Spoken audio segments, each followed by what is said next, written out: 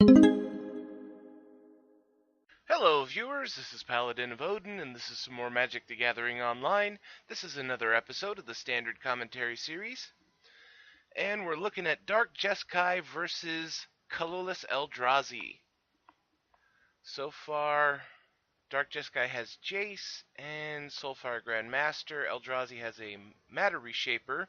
He just threw down Thought-Knot Seer, got rid of a Roast, left Dark Jeskai with Tasigur, Reflector Mage times 2, and Painful Truths. So he's stuck on 2 mana. Activating Jace, draw a card, he'll flip off of this.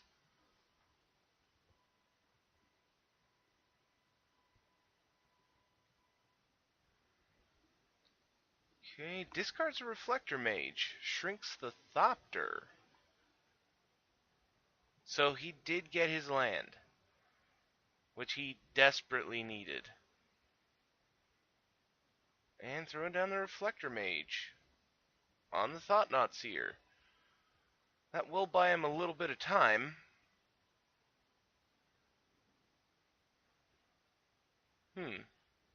For a second there I thought he was going to pass the turn. 5, 4... I would say Reality Smasher, but you know, you would play that on your first main phase so you can attack. So he throws down a 5/5 Endless one. Back to Dark Jeskai, who throws down Painful Truths, goes down to 15.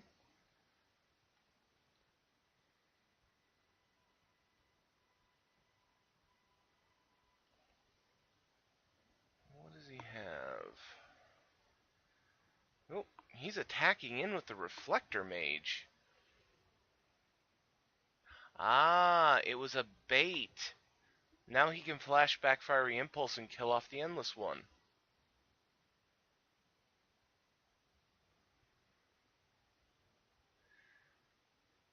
Yeah, when somebody attacks into you like that, you really should just take the damage, especially when your life total is 20. Because people don't just attack stupidly like that when they're, you know, typically not in tournament practice. People do make mistakes, but as you saw right there, that was a total bait.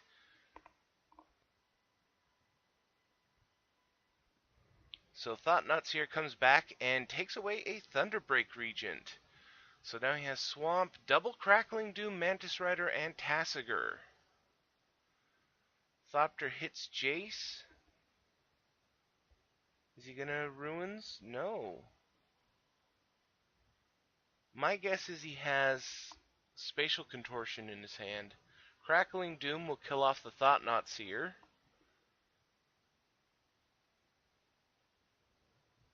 Shrink the Thopter token.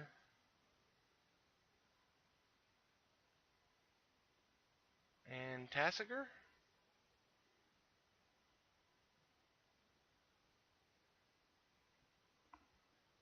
There he is. Exiles 4 cards to play him. And he is too big to Spatial Contortion, if that's what he left his mana up for.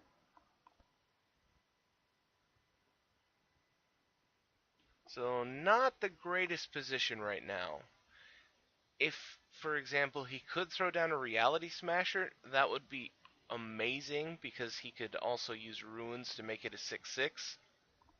So it could eat Tasigur and probably deal damage to Jace. Unless, of course, he just wanted to let Jace die.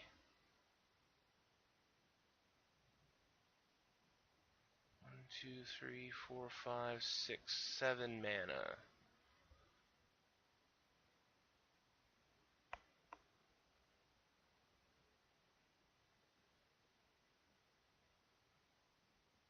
And there's the Reality Smasher. And going straight into combat. Attacking in. Going for Jace.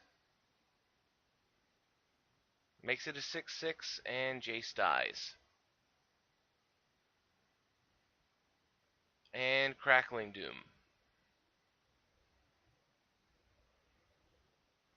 He might as well have saved the ruins so that he could activate Tomb in response to the Crackling Doom, so that he could gain 2 life to nullify the 2 damage from the Doom. Mantis Rider, so attacking in for 7. Chump block with the Thopter token, so he takes 3 and goes down to 13. Ooh, and another land. Really not what he needs right now. Thought-Knot Seer. Not a bad play, especially since, thanks to Ruins, he can make it a 5/5 so that he's a viable blocker for Tasigur.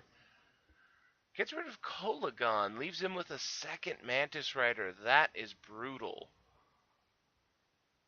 So now he can just keep Tasigur back and attack 6 in the air.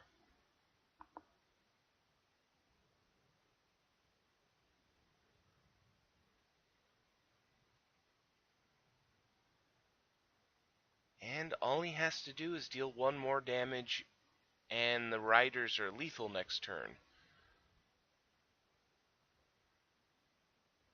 End of turn, Warping Whale to get an Eldrazi Scion token.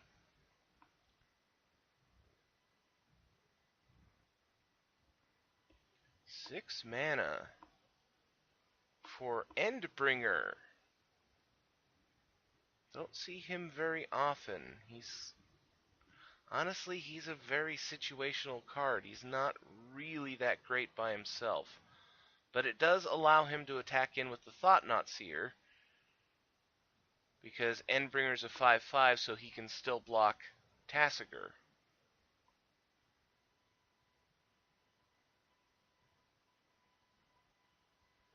And he has enough mana open to activate Tomb of the Spirit Dragon so he can gain some life. So he can gain 3 life, take 6, so effectively he's taking 3.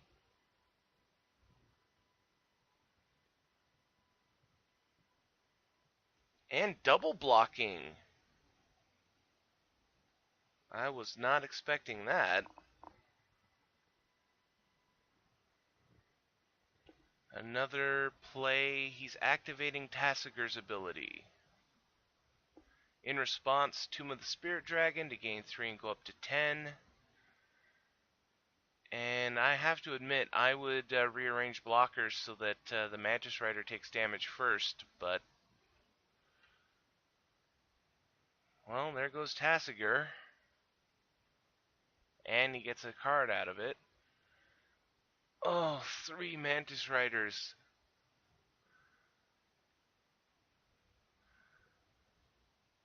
I don't think he can make it out of this.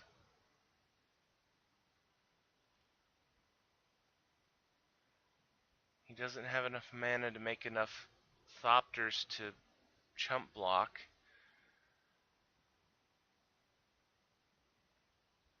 And Colorless doesn't really have a good board clear.